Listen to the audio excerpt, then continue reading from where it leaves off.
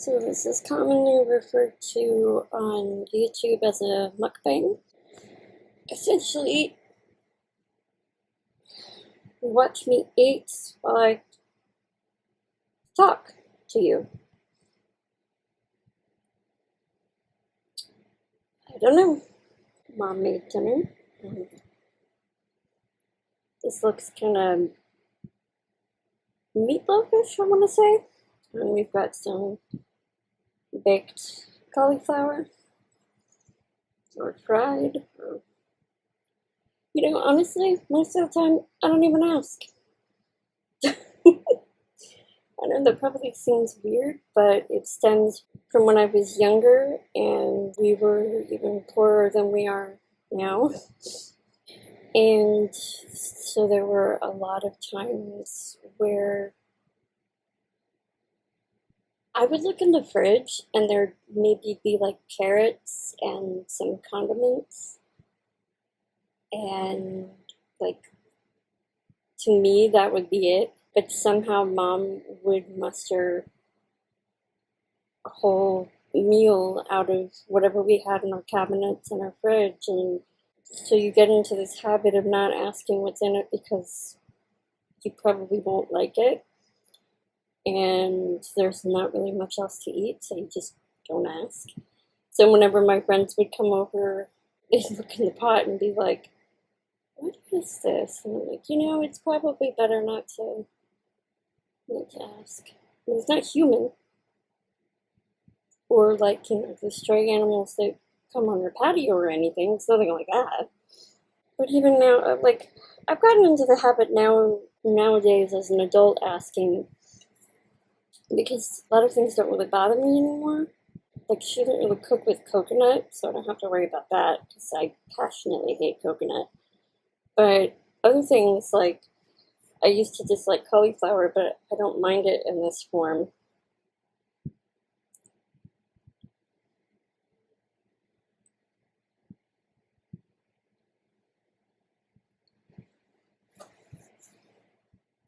Kind of like broccoli or mushrooms. I'm not huge on onions, but like she puts it in, like there are some onions in here, but they're like mixed in with everything else, so I don't even notice them. When it comes to like hot dogs, she'll chop up some onions for hers, but I just don't use them because I don't really like them. I don't know how I'm gonna set this up there.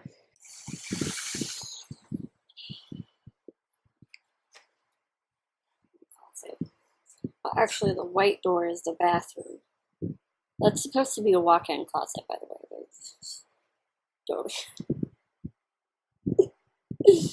Oh, Mickey.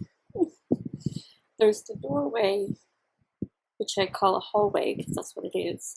And then the actual closet is that. I'm like, that's not a walk-in closet. That's not what walk-in closets are. Walk-in closets are you literally can walk into the closet, not there's the hallway. And I have my tea. So, in a couple weeks, I have a surgery coming up. Which is really attractive.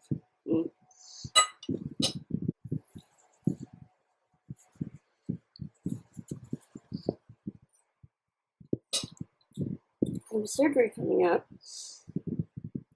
And so I definitely want to make a couple videos before that. I mean, it's not like when I had back surgery when I was 15, or when I had jaw surgery.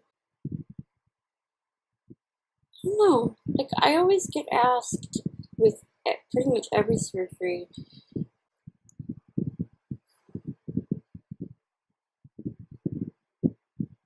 if I'm scared or not.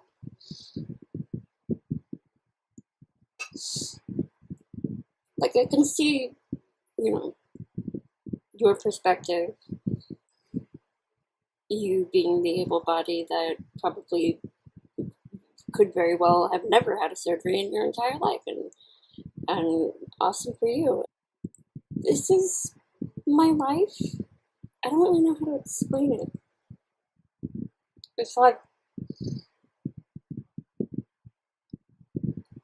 because I was born with broken bones that obviously had to be fixed.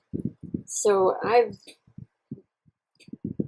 known surgeries and hospitals way more intimately than I would ever have liked, which is also kind of not kind of. It is why I don't like the regular hand sanitizers, just a plain, no fancy scent, because it smells sterile. It smells like a hospital sterilization. I mean, which in a hospital, that's what you want, of course. But for me, it's all of those memories and everything, and it's not a joyful smell or a pleasant smell to me. So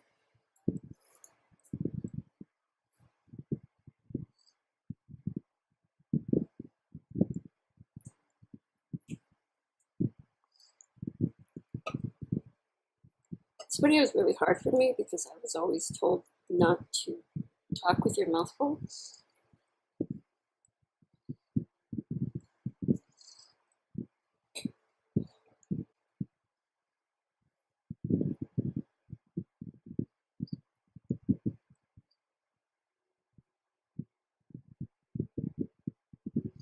So what is the surgery?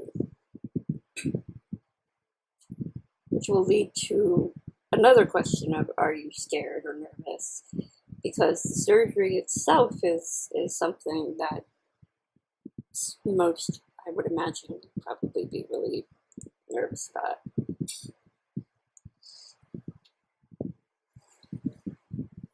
I am finally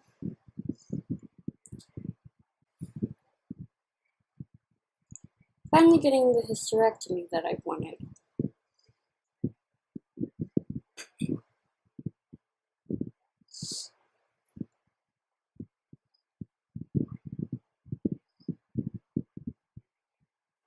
I've never really been the motherly type. When I was a little girl, I played with Barbies more than I played with baby dolls. I've just never felt that sort of maternal instinct, which isn't to say that I like hate kids or something. I don't. I really don't. I don't like some kids, but the same could be said for humans. I don't hate all humans, but some humans I'm not particularly fond of.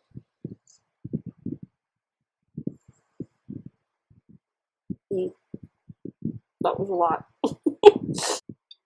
It was never something that I felt like was going to be for me. It was always something that I was afraid of. One, because of my brittle bone disease, but that was like a small bit of it because my brittle bone disease is genetic, and that's not something that I really would want to pass on. And I know that probably seems like you're ashamed of being disabled or what have you, but honestly,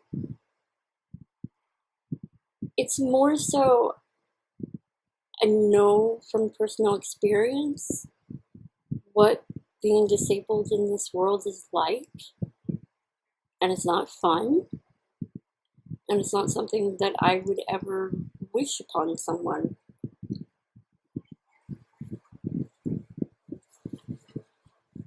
And also, I know that the child, this hypothetical child of mine, will eventually have that question of, why me?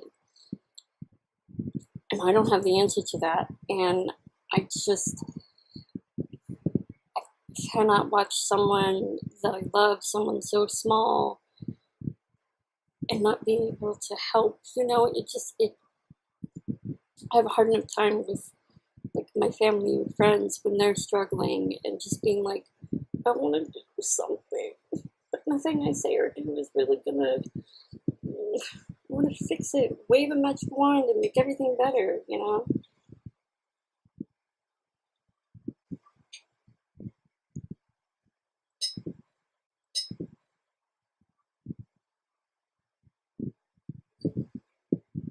And I know me.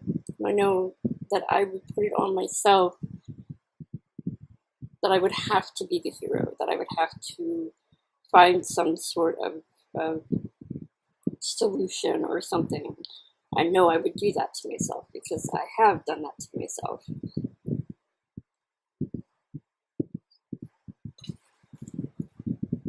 But you can't, there's only so much you can do. So this decision wasn't like a spur of the moment thing. It was something that I'd been thinking about since high school. And I've always been more keen on the idea of adoption than biological. Because pretty much anybody that wants to have a baby can have a baby. There are people in this world that shouldn't be having babies that are having babies. But there are a lot of kids that are in foster homes or adoption, etc., that don't have a home. So what about that?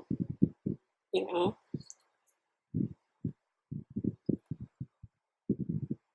So if I ever changed my mind, like my medical insurance assumed that I would, and I decided I want to be a mom, and not just a mom to a couple of cats, but to a tiny human, I would much rather adopt, because there are already plenty of kids in this world that don't have parents or a loving family that deserve one. And it is not in my vanity to reproduce a smaller image of myself, you know? And I'm not saying that in a bad way. I know when somebody says vanity, that's automatically what people think is a negative thing, but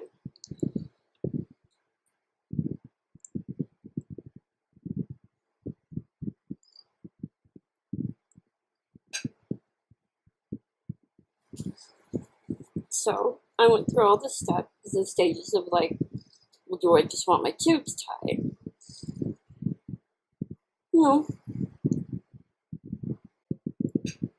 I hope you're not also eating because this might. I should have picked a different topic for this. Because this is about to get a little graphic, maybe? Do you mind?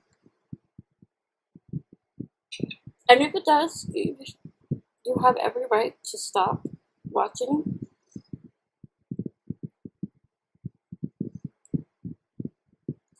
Honestly, I'm amazed if you actually watch this entire video.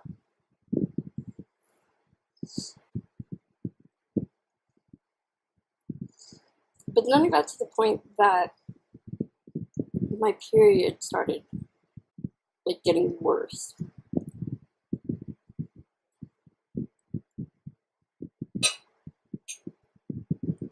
So while my period would only last like 3 or 4 days, which is on the low end, because like in high school it was roughly 7 days. So it would only be on the low end, but it would be really heavy and really painful.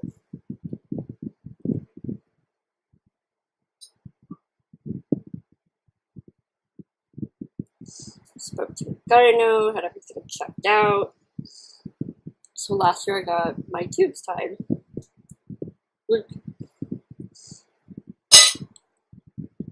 Which is a very old term because it's not actually tying the tubes anymore. It's laser ablation burning away. And whilst having my tubes tied, they laser ablazed the inside of my uterus, which was supposed to help with the bleeding and the pain. And she took pictures of all of my insides, which I'm not going to show. I'm not going to do that. And the inside of my uterus looks like a fried brain. If you've ever seen a fried brain, or like if you've ever watched a zombie movie, it's like a zombie brain, basically. So I'm like, oh, that's appealing. And then she like really nonchalant was like, and this little dot here on the outside of your uterus, that's a tumor, but it's benign at the moment, so we're not going to worry about that. I'm like, why? Why would you say that? Why? If it's not a problem right now, why would you even bring it up? Because then, because of who I am and how my personality is, anytime I feel any sort of abdominal pain, my brain's instantly going to go, oh my god, is it the tumor? You know? I'm not a hypochondriac to the point of like, if I get a cold, I'm automatically like, it's gonna be tuberculosis, or oh my god, I'm dying, it's cancer or something. My brain's not that bad, but when you tell me something like that, then yeah, I do tend to think the worst.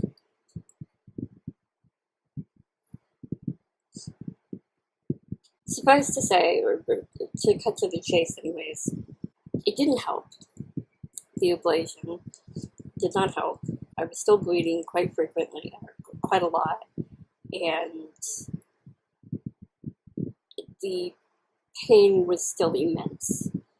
And it wasn't the normal pains from like when I was in high school, my regular period, you know, that I've experienced. Like, the fatigue and everything else was fine. That was not a problem, but it's also meant that, like, what I used to in the past, because of the fatigue, I would take medicine for the cramps and for my back pain, and I would lay down and I would take like an hour or two of a nap, and when I would wake up, the medicine had kicked in and resolved my problem, and so I could function. But now with the fatigue gone, it's just me laying in bed going, oh god, medicine, please kick in, for the love of God. Because it felt like my lower back pain and my cramps were just like duking it out, and I was stuck in the middle. That's what it felt like. Which, incidentally, having 3 older siblings is a feeling I understand.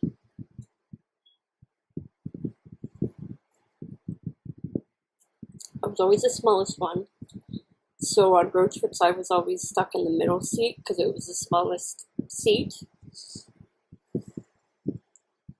And one of my brother's favorite things to do was, hey Liz, you want to see a fight between me and Jen? Sure. No, not me. Because then he would start hitting me playfully because I was between him and Jen.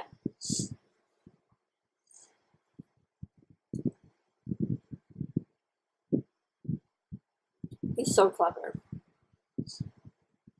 Not really. He tries. Anyways, I went back. The last two periods I've experienced this crippling, sheer pain on one side of my lower abdomen. And I know it wasn't gas, because I've had those kind of pains where you have like gas or something stuck, and so you get that horrible cramp on the one side of your abdomen. No, this was like any way I sat or laid down, nothing I did would find me any sort of comfort or anything. Like, it was just this horrid pain where I would just curl up into a little ball, like fetus position.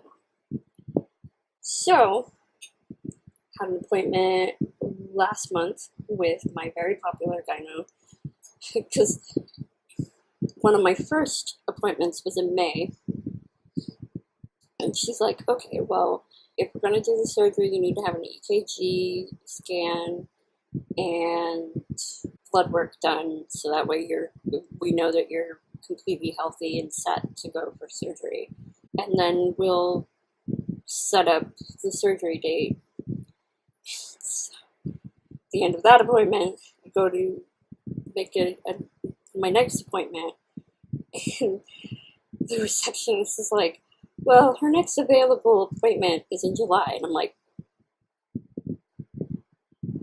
this is May 10th or something like that. Early May. And she's like, yeah.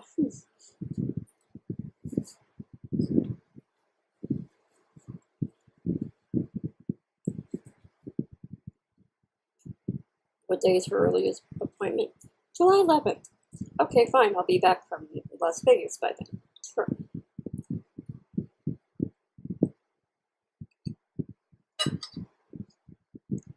So I told her of the pain that I was having, and she was like, okay, yeah, so we gotta do the hysterectomy then. I mean, obviously the ablation didn't help, it didn't do what it was supposed to do, so now we move on to the next step. And the reason why we had to do that was because my medical insurance wouldn't have covered it on its own. We had to take these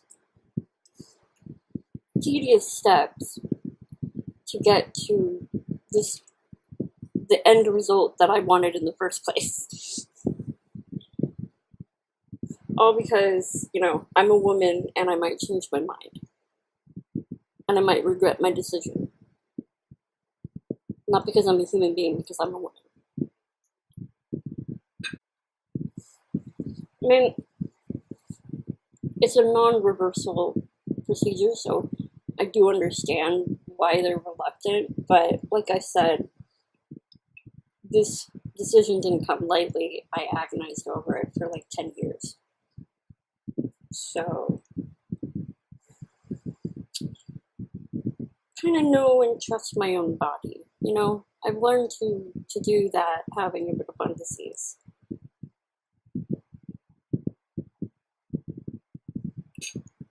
And regardless of your brittle bone disease, you should learn to trust your own body.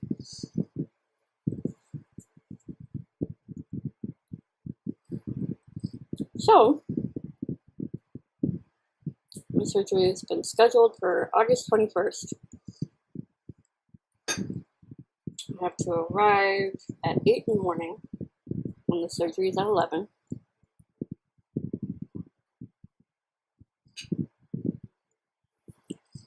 No food, no water after midnight, which is never fun, because if I'm supposed to get up that early, I really like coffee in the morning.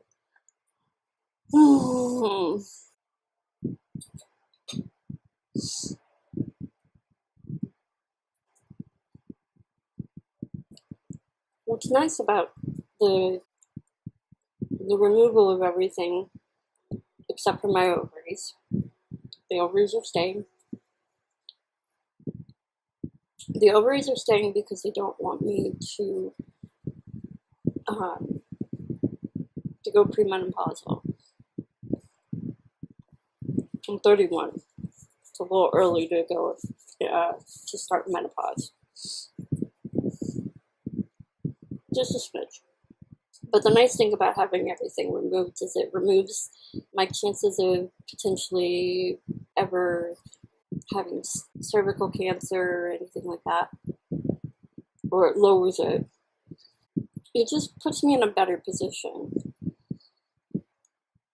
And the really wonderful thing that I'm pretty sure every woman wants, I'll never have a period again.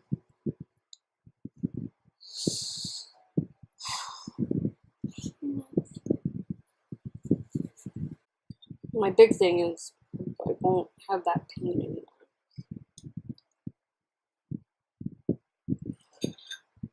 There's that kind of pain and everything, especially with my lower back, because I have scoliosis, but I've had back surgery, so I have these clamps to keep my back straight, but there's about this much of my lower back that they left exposed, I guess you could say. So they didn't clamp it because they wanted me to be able to still have, like, to be able to rotate my hips and everything and still have lower back movement, which I appreciate. But because of it, it's the back can just like flare up so bad whenever I would have my cramps. So it was miserable. Like, can't even I can't even personify it really. The boxing match is about as visual as I can bring it. Not even a boxing match, more like a UFC match, because boxing, there are rules. I mean, it still gets really bad, but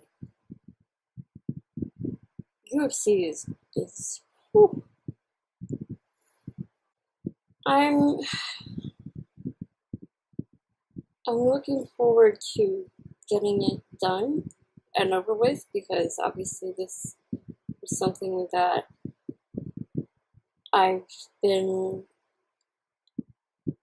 trying to have done for a long time. So I don't know how I'll feel afterwards. I don't want to make any sort of guesses, like I'll probably be in bed for such and such amount of time, or I don't want to assume that I'll be, right back to making videos either. So I'm just going to leave it at it as is, and if I am gone or not active, this video explains why. And if I am back rather quickly afterwards, sweet. I don't want to force myself to eat all of it. I kind of took a fair amount. So we're gonna, yeah, he's still asleep. We're gonna pause on that, probably put it in the fridge and save it for later. And I'm gonna wrap this video up because it's almost 40 minutes long, unedited. I don't know if I'm gonna make this a thing. It was kind of weird and weird to film. It's certainly an interesting concept, but I don't know how I feel about people watching me eat, But it was neat to try. So there's that, and I will see you all in the next video. Bye.